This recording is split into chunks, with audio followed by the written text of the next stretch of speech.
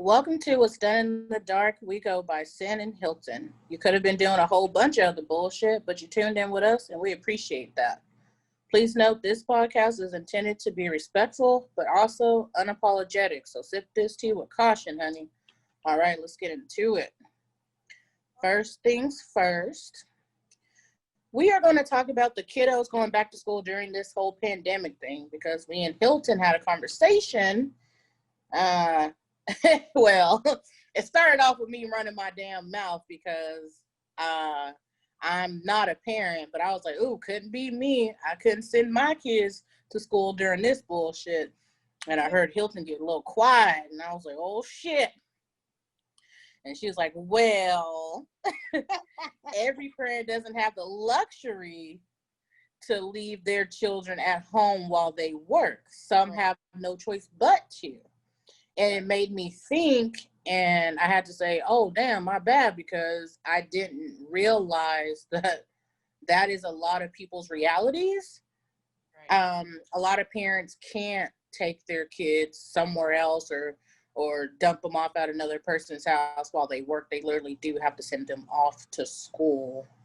So I'm going to let Hilton elaborate on that because I stuck my foot in my mouth because I didn't think of all of the different type of equations before saying what I thought I was going to do, even though my black ass ain't got no kids. Yeah, so you're not the only one, and you actually weren't the worst one. Like, you just was like, couldn't be me. And people are entitled to their own opinions. I wasn't offended, but majority of the people who have nasty and rude comments are people who don't have children. And it's easy to say what you will and won't do when you don't have that situation to deal with, because all you have to worry about is yourself. But in actuality, a lot of people don't have the luxury of sitting at home and tutoring their kids.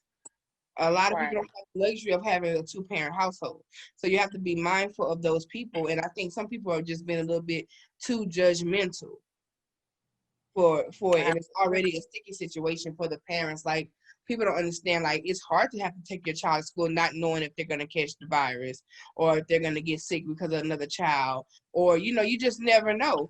So we're already in fear of what's going on. And so for somebody to be like, I can't believe y'all sending y'all kids to school, or it couldn't, that it's kind of like a something else added to our place that we don't need. So you have to be mindful of your opinion, whether you're a parent or not, because there's parents out there also who decided to keep their kids at home, and kudos for you, boo-boo, but everybody don't have that luxury.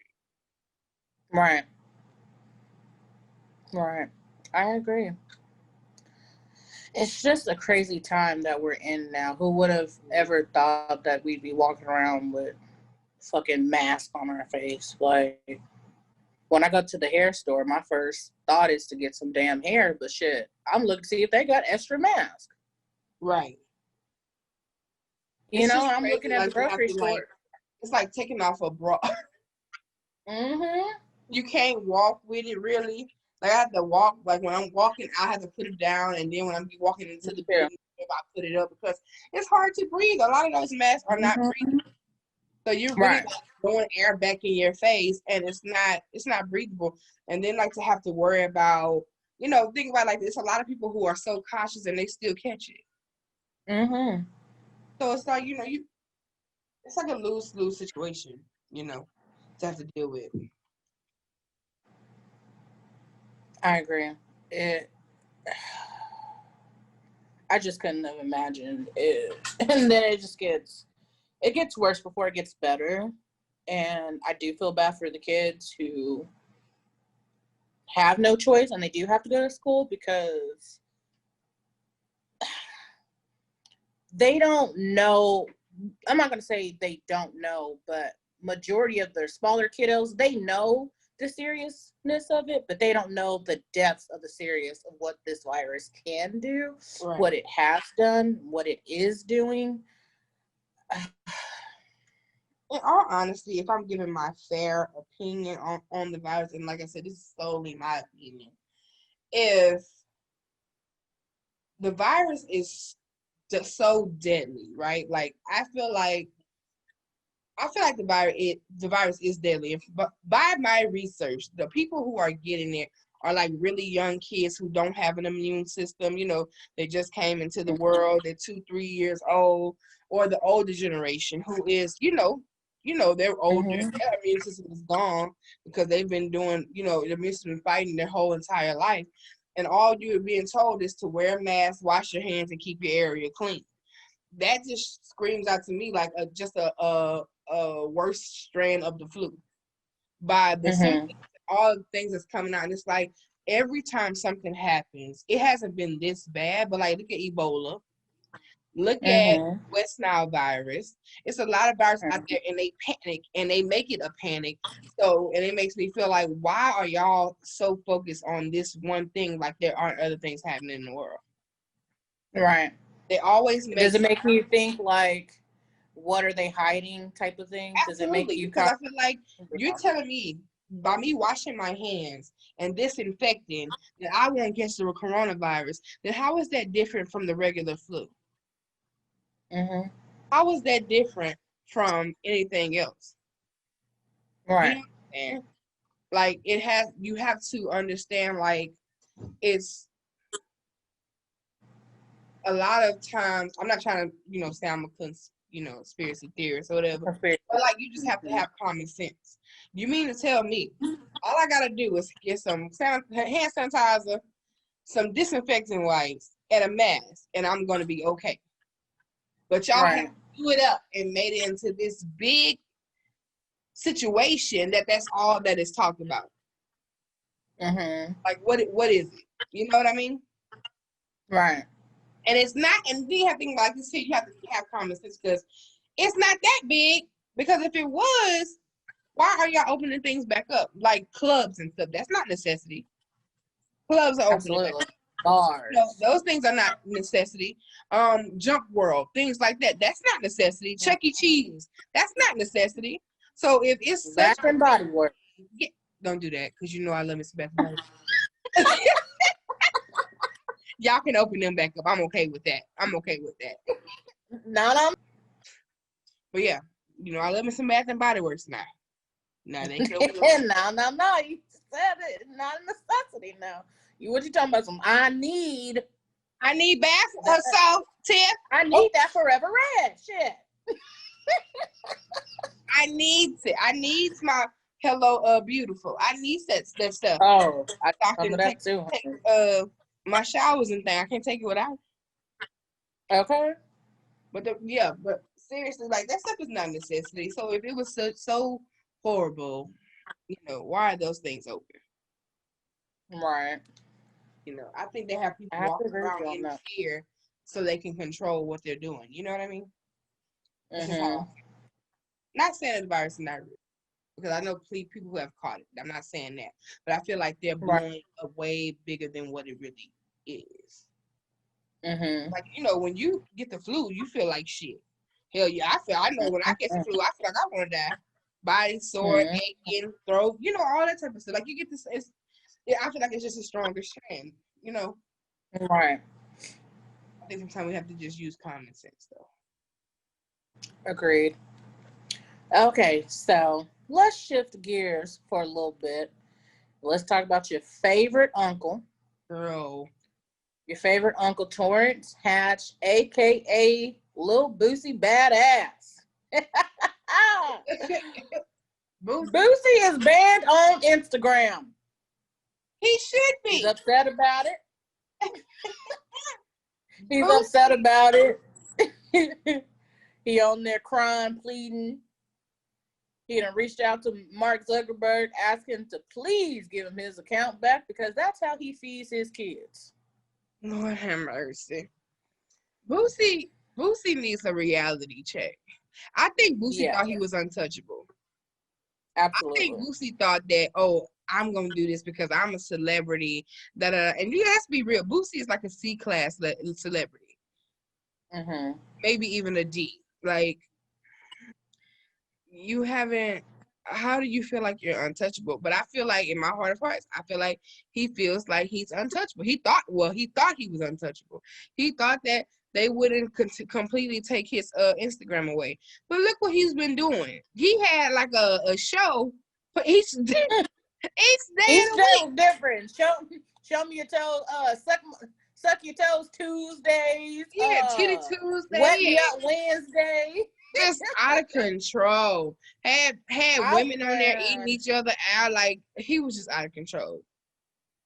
Yeah, that whole cucumber video that went viral with the chick in the car and she's like going ham on the cucumber. He literally teamed up with a whole bunch of other Atlanta rappers and Alexis Sky, and they all went to his house and he had a cucumber party and they was letting girls get, you know, with the cucumber and Oh my they fucking God. all on it. I just was like, boy, if herpes wasn't in that party, it is now, baby. Because they was all slobbing on them cucumbers. They probably caught coronavirus. Girl, before we even knew about it. Right. That is just ridiculous. He got, and these people's, I'm like, I'm not trying to sound bougie or stuck up, but $1,000 ain't shit. Put your pussy lips on live and give $1,000. What? So you want millions of people to view my pussy lips, and you're only gonna give me $1,000? Only 1,000. That's not how that's gonna work here. Now, see, Boosie is a hood rapper. He has that hood mentality. He does hood rat shit. I think he thought that he was untouchable because he can do whatever the fuck he wants to do in the streets. Right. But baby, this is corporate shit. This is a platform that are owned by Caucasians. You cannot do that. And y'all think about, like, they are paying people for their fame. They're paying people to promote on their website. You think they're gonna tarnish what they have in their name for your name? That's not, no. No, sir, we don't do that. We don't do that. And the fact that not only did you get on there begging like Keith Sweat, but you got on there and said the man name all kind of wrong. Learn that man name before you want to address him. I don't even, what did he say? Talking about from Mark Zuckerberg. I don't know what he said, but it was wrong. Lord. He said, this is how I feed my kids, man. You wasn't thinking about them damn kids when you was sucking me up Thursdays. You wasn't thinking about that. Lord. And then, you know, the whole, I've lost a lot of respect. I used to love Boosie and love his music, but him as a person, like not a celebrity, like as a person, I just don't respect him. Yes. I don't respect him. I don't respect his mentality, and I don't respect how he does his children. And like I said before, everybody doesn't have, you know, I'm not going to judge you as a parent on most things, because a lot of times we as parents make mistakes that, you know, and we're learning. Right. But you know right from wrong, because you will allow your son to get or have oral sex from a grown woman, but you want to allow your daughter to do it because you know that's not, that wouldn't be okay, right? So, like, it's not about you not knowing. It's just that you want your son to grow up fast. You want to be your son's friend. Right. And all you're doing is setting them up for failure. Right. And the fact that they want to... He's so scared of his sons being gay that you proposition them. Shame on the woman for even saying, yeah, I'll suck this little adolescent penis. Right. And it was probably for $1,000. Hell. Yeah, that's his magic number. Okay? Girl. But anywho, enough about Torrance, girl. He done got my pressure up. Let's shift gears and talk about your favorite cousin that got your other cousin murdered for a $400,000 life insurance. Listen. Go on, talk about that, child. Yeah, that's a hot mess. Oh, and I didn't get a chance to tell you. My mama called me and told me, because I told her, because, you know, she loved that show. She loved that show. He was he had $1 million policy on his mom, Miss Robbie. And he was planning on killing her too. Wow. So you mean to tell me, they say money is the root of all evil, but at what cost do you sacrifice your mother's life for $1 million? Mm, mm, mm. You are a sad individual and you are sick. He really needs help. He needs help. At this point, you need professional help. Yes. I just don't, people who murder for money, I just think are the lowest of the lowest. Because that means that money means everything to you, and for the right price, you will cross anybody. It don't matter who it is. Apparently, because he was gonna knock off mama, he already done knocked off the nephew. Like, that is just, oh my goodness. To know the background, have you ever watched the show Sweetie Pies? I have not. I always just see them mention it on the Shade Room. So on Sweetie Pies, when it was airing, it's not airing anymore, but on Sweetie Pies, the nephew that was killed, he was standing and his mama couldn't handle him. Miss Robbie told her to send him to St. Louis or something like that. Miss Robbie took him under her wing. You know, his daddy was killed when he was younger. So she took him under her wing and, you know, tried to teach him how to, you know, live the right life. That you can live the right life without being out there in the streets. She got him a job at Sweetie Pie. She had him working. She, you know, Miss Robbie, she didn't play. The type of parents, so, or grandmothers. So she didn't play with him. She got on his butt. She got on his ass, you know, and she just didn't play. So she was getting him on the right track. So you knew what this young man was going through and how he was traumatized by the fact that his daddy was not there. Why would you have him killed over some money? Like, it's really sad and it's scary because now, I don't know if you remember, you watch Basketball Wives? I sure do. Well, I did back in the day. I haven't watched it since Drea and Sunday got into it on that couch. So it's been many seasons ago. Well, let me speed you up. So Jennifer Williams, you know her? Yes. Jen, okay. She was with the dude that pushed her in the pool. Yeah. She was dating him, Tim. And she got a restraining order on him and said that he was stalking her. Yeah, she was dating him. And everybody thought she was lying. Everybody thought that she was making it up and that she was crazy, this, that. But now it makes me feel like she was telling the truth. Because he went as far as killing his nephew. He went as far as trying to plot to kill his mama. Then we don't put it past him. Shit. Now we don't put it past his ass.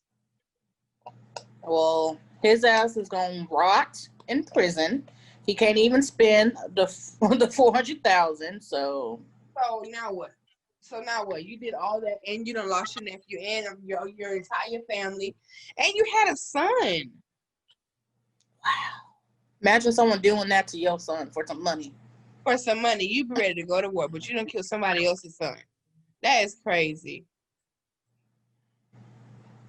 Child, the things people do for money, it's right. Sick. It's really sad, and it's scary. I almost want to make you want to act like you gotta watch your like, boy. I don't know who for you, who against you.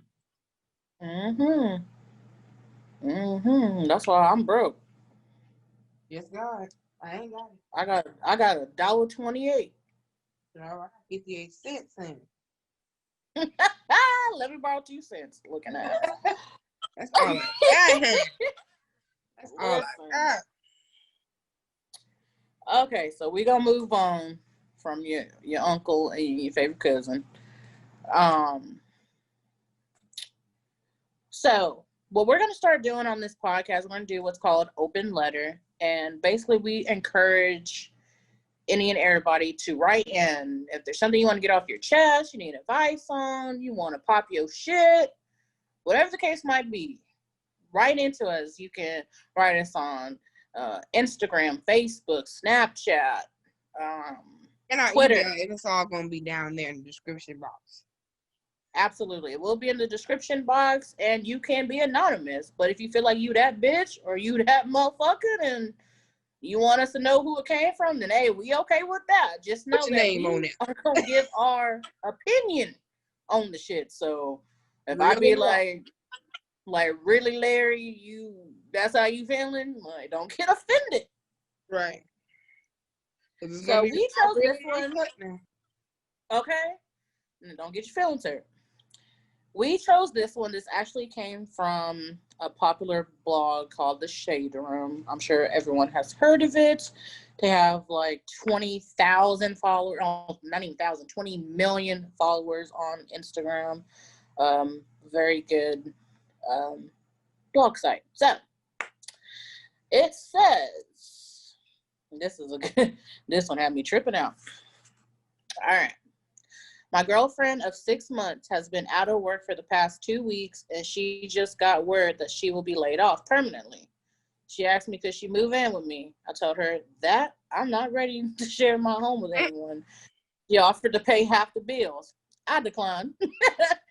Damn. She then proceeded to ask me, could I pay her rent for her next month? I told her that I'm uncomfortable doing things that a husband should do for my girlfriend, but I told her that she could borrow $300. She said that I'm wrong for not helping her out during her time of need, but that isn't the case in my perspective. She said that she isn't sure that she will continue dating me. Am I in the wrong here, or is she just another case of a woman feeling entitled? And I'm going to give it to Hilton to give her opinion first. First of all, sometimes I hate these open letters, and I hate y'all for these open letters because what do y'all do in the dating phase that y'all don't know what these men are wanting out of your relationship and what they will do in a relationship? Me, I'm too nosy. I'm not waiting no 3 or 4 months to figure out nothing. I need to know what your expectations is of me, and I'm going to tell you my expectations of you. So that way, if I say, if I just give an example, I don't ask for anything in a relationship anyway, but I'm just saying, if I needed $50, would you feel comfortable to give it to me, or you feel like that's something a husband would do? Example. And you say, no, I feel like I don't need to help you at all because I'm not your husband. More than likely, I'm going to move on to the next person, because in a relationship, it's give and take. I'm going to do for you and I expect you to do for me. What I'm doing is going to benefit you, and what you do should benefit me. It should be a 50-50 situation. It should be give and take on all ends. So, but that's what I require. But if you know that you might ask for X amount of dollars, or you might ask for them to wash your car, whatever the case, whatever it is, like, you should know upfront what they require, and they should know what you require. Because a lot of these open letters, it'd be a waste of time, and the situation be a waste of time. Because how did you not know that's how he felt? And y'all been dating. And this is my thing too. How you gonna pay half the bills, baby, if you ain't got your rent? Make it make sense. Because I agree. How are you going to offer to pay half of his bills, but you're asking him to pay the full rent over at your place? That don't even make sense. At all. Now, if you would have came back and said, well, can you pay half of my rent? Then that makes sense. Because that means you ain't got the other half, which, okay, yeah. But how bold do you have to be? It was like you were asking and asking and asking just to see how much you could get. As far as, well, if you don't let me move in with him, and, well, I guess he can pay my rent. Well, let me ask if I can pay half the rent, see if that'll work. Like, baby, let it go. Move on. And move on. The dick must have been good. It had to come with a 800 credit score. But hell, that ain't benefiting you, because hell, he still don't. He ain't giving you none of that. I mean, he said, whoa. If I like it, I'll put a ring on it, ma'am. Until this bitch ain't home. Listen. I put 300 on it. Why he sound like some shit I would say if I was a nigga? I can't. I swear to God, I put a little bit on it. I put a little bit on it. I put like 120 on it. Yeah, I put a little bit on it. I put a little bit on it. I was like, ooh, rent. Ooh, you little bold. You could have asked me to pay, you know, the electricity or something. Yeah. Okay, your water bill. The gas bill? I swear. Let me play the rentals insurance. I know that's about $20-$30. Listen, okay. This baby. Yeah, I could have put some groceries in there. Shit, I'm not gonna pay half the rent though. Rent is Girl, the way rent is right now, shit. That's you basically cussing me out. You called to ask me to pay the rent. You cussing me out. Exactly. If she would have said that, I would be like, "Did you call me a hoe ass motherfucker? Fuck you, bitch. What? What did you say?" Because you have to be cussing me out. Asking for some rent. You can move in first and foremost. What? I need more information on that. I need to know how long they've been together. Like, I need to know it all. Cause I need that to make sense to me, and it don't. It don't at all. Yeah, that situation is a fault on both their parts, because that should have been something discussed in the beginning. Y'all wait till y'all 4 months in. You done got he done got you your box, and now you wish you would have gave it to him. You done gave him that wash. Yes. Done gave him that wash. Now you done got another body on you. He won't even give you $20. He won't even give you a 4 for 4 at Wendy's because he feel like that's compromising his funds. Exactly. Yeah. Now he told you. If he offered, that's different. If he don't, then you need to shut your mouth. Let it go. All right. So what we're also going to do is we are going to do what we are going to call Entrepreneur of the Week. What that is we're going to choose someone out of a group that Hilton has created. It's called The Gag. It's on Facebook. And this group is for entrepreneurs or people that want to just network, get to know one another, vent. There's people that have YouTube channels in there. There's people that make clothes and shoes and sell purses. They do it all. They make kids learning boards. So we're going to choose, and we're not going to say like, oh, this is all we're going to do out of the group, but we want to shout someone out that's doing their damn thing, into the bag, and they got their own business. We want to recognize you and help blow your shit up so that you can get an even bigger bag. Because we care about you. So, right. All right, then go ahead and tell them who our Entrepreneur of the Week is. Okay, so Entrepreneur of the Week is the person who we have personally worked with. They did our logo, What's Done in the Dark, for us. It's graphic and website by Monica. She has a Facebook page. Very, very understanding. She was very patient, even though we were being extra picky. She never lost her patience. She was very professional. Actually gave us a turnaround time of 48 hours. We got it in less than that, way less than that. Gave us, and didn't just pick one design and sent it to us and say, okay, this is it. She was very detailed, gave us like 4 or 5 different ones, and we picked and got the email. It was very, very a smooth sailing transaction. Very smooth sailing, and you pay 60% up front and the other 40 when the product is finished, and you agree and you say, okay, I like this product, I'm good with it, then you pay the rest, and she sends it to you within 12 hours. So she was very professional.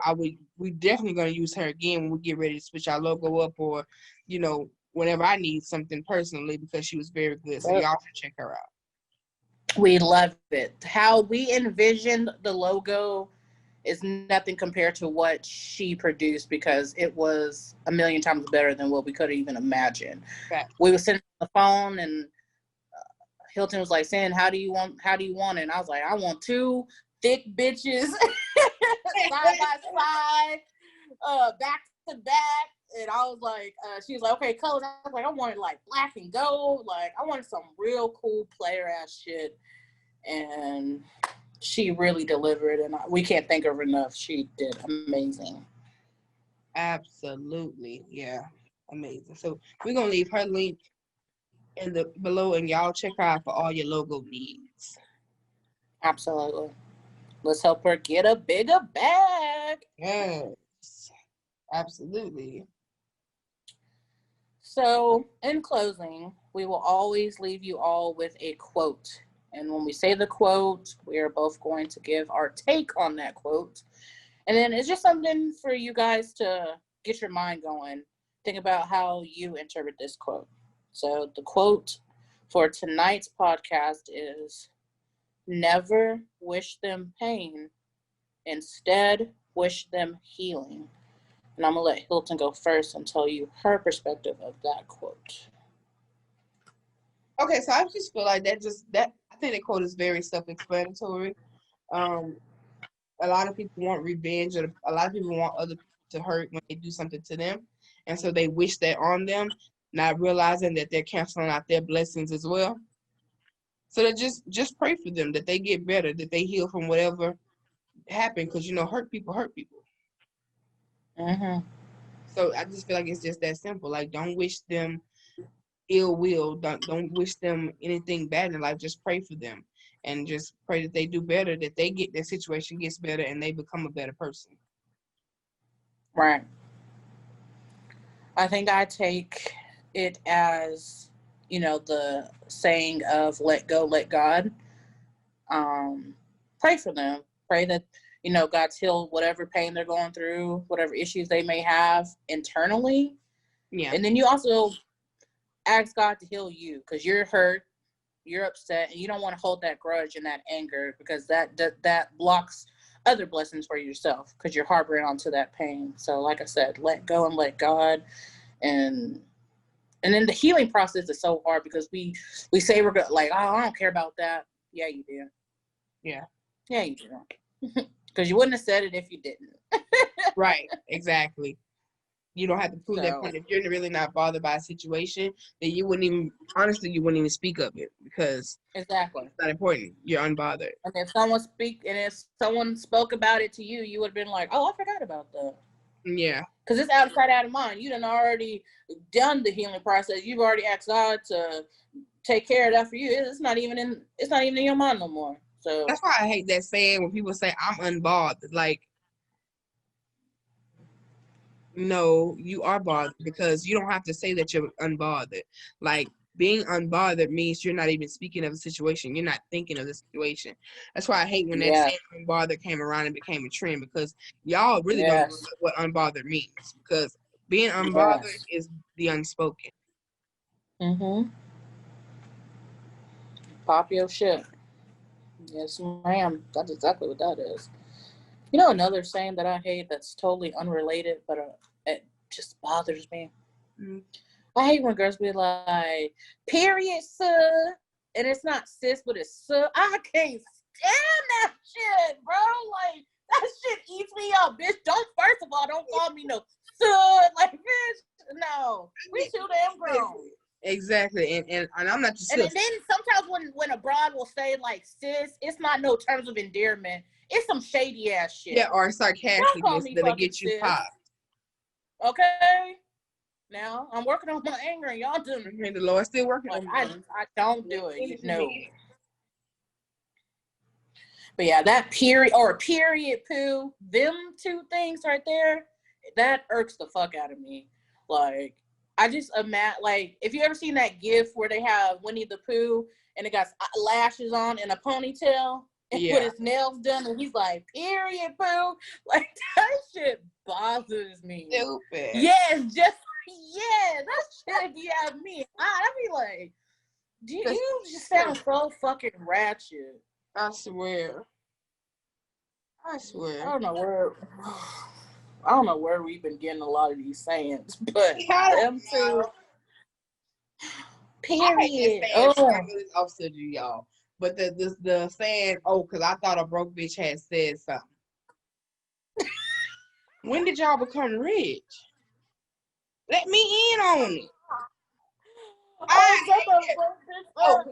Baby daddy don't take care. Shut your ass up. Y'all listen to Moneybagg Yo and get a piece of the song, and y'all got to tear it up. Oh, I hate that saying. Lord. The fact that I think that whole thing originated from a post on Facebook from a guy, and it just circulated. So everyone started putting their spin on it, and then Pimple Country ass cousin, Moneybag Yo, put it in a song, and that shit just blew the fuck up even worse. So, but yeah, I have, man. Come on now. Yes. Well, that's our segment for this week. We hope y'all enjoyed it. Remember to wash your hands and mind the business that pays you. Don't forget to like, comment, and subscribe. We're going to leave the links down below. We hope y'all have a great week, and God bless you. Yes. We'll see y'all next time. The feeling's finally mutual. I'm ready to let you know.